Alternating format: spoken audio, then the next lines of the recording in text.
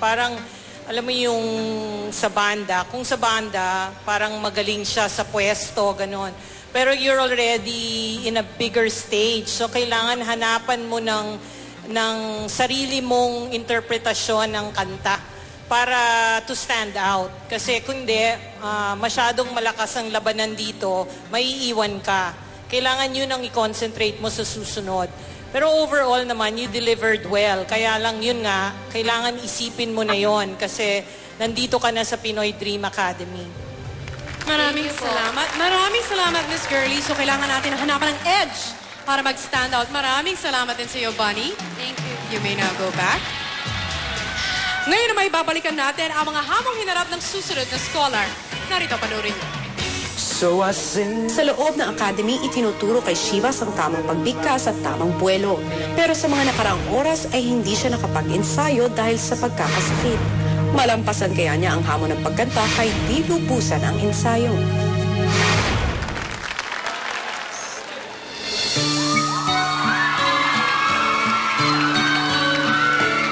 So I seriously, after the loving, with a song I just wrote yesterday.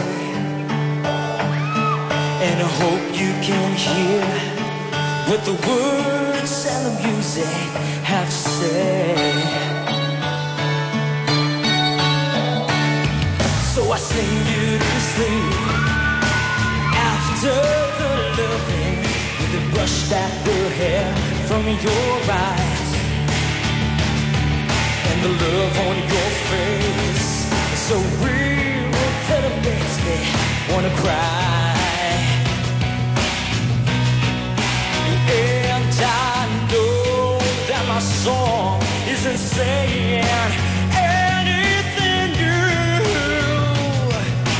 Whoa, but after the loving, I'm still in love with you. Oh, after the loving, I'm still in love with you. With you.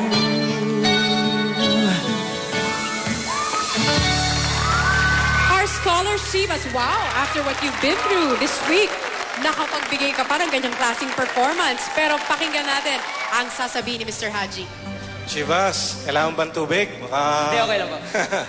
Alam mo, you should, ang ganda considering na yun nga, may mga episodes kang ganon, nakapag-deliver ka ngayon na maganda. Hindi ko lang nagustuhan the way you ended the song. Nagustuhan ko kung paano mo inumpisahan. Kaya lang parang humina ang dating nung patapos na, you missed out on some notes. Ingatan mo yung mga end notes mo kasi wag mong basta-basta bibitawan. Mahalaga yan eh. But overall, I think you did a pretty good job. And I like the arreglo. Sanay ako na pakinggan yung old version yan. Maganda rin pala yung pag medyo rock ng konti, bumagay sa'yo. Thank you. Maraming salamat, Shivas! Okay. You can now go back to the academy. Thank you, thank you, thank you. Mga kapamilya, may weekly allowance kaya ang dalawang orgs. Sino kaya magiging first Star Scholar? Abangan niya sa pagbabalik ng Pinoy Dream Academy First Gala Performance Night. Of course, kanina talagang hirap na hirap siya. Ngayon, I saw it effortless talaga. I know I wanted more fire lang siguro kit. Yeah. But Bunny, I like the way she did her high tones. She worked on it. She worked on it. She remembered what she had to do with it. Shivas was a surprise. And it was such confidence. Yeah, happy. Yeah. Magandang may confident na confidence. Joey si Shivas. Oh, very confident. Very confident. Galing. And aligned. Pinoy Dream Academy would like to thank the following sponsors. Play and Display. Para sigura. Capital Medical. Ang ating tatanghaling Star Scholar. Pero ngayon tatawagin muna natin sila. We have Miguel, Van, and Zell. Nice. Join us on stage. Bilis silang tatlo ang nakakuha ng pinakamataas na grade for tonight. Congratulations, guys. Congratulations. Nako. Okay. Nako, bibigyan natin ng kasatuparan ang small dream na gusto nilang gawin sa kanilang mga mahal sa buhay. Aww. Para kay Miguel, gusto niya ng groceries for his family. Para kay Zell, gusto niya ng cellphone para sa tita Miguela niya na malapit sa kanya. At para kay Van, damit at sapatos para naman sa kanyang ama. Mga simpleng wishes nila ito. Very nice. Very, very nice. Okay, yung kay Miguel ay para sa kanyang driver. Aba, Max okay. naman. Alamin na natin, syempre, ang desisyon mula sa ating resident juror, Mr. Louis Campo. Okay. Ang Star Scholar of the Week ay nakakuha ng grade na 8.96. Ikaw ang bibigyan ng pagkakataon na tuparin ang small dream ng isang mahal sa buhay. Congratulations! You are the Star Scholar.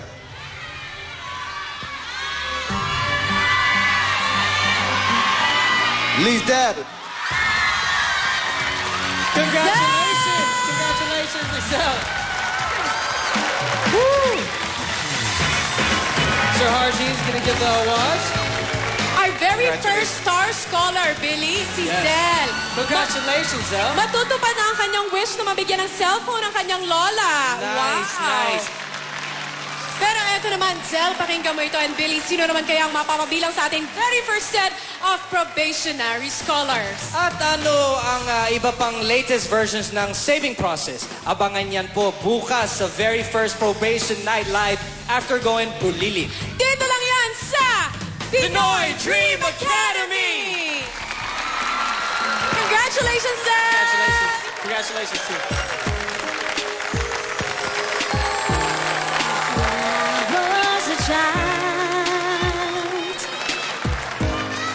Before I removed all the innocence, my father would lift me high and dance with my mother and me, and then spin me around till I fell asleep. Then up to stairs he would carry me, and I knew for sure I was loved.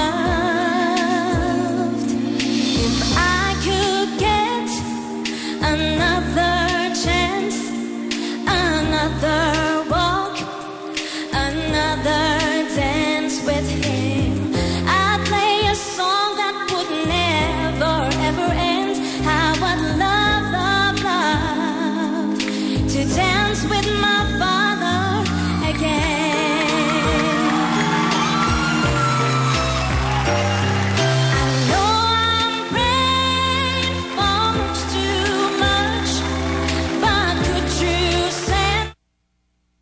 Ang pinaka-pinagkakatiwalaan, ABS-CBN News and Current Affairs. Panig sa katotohanan, panig sa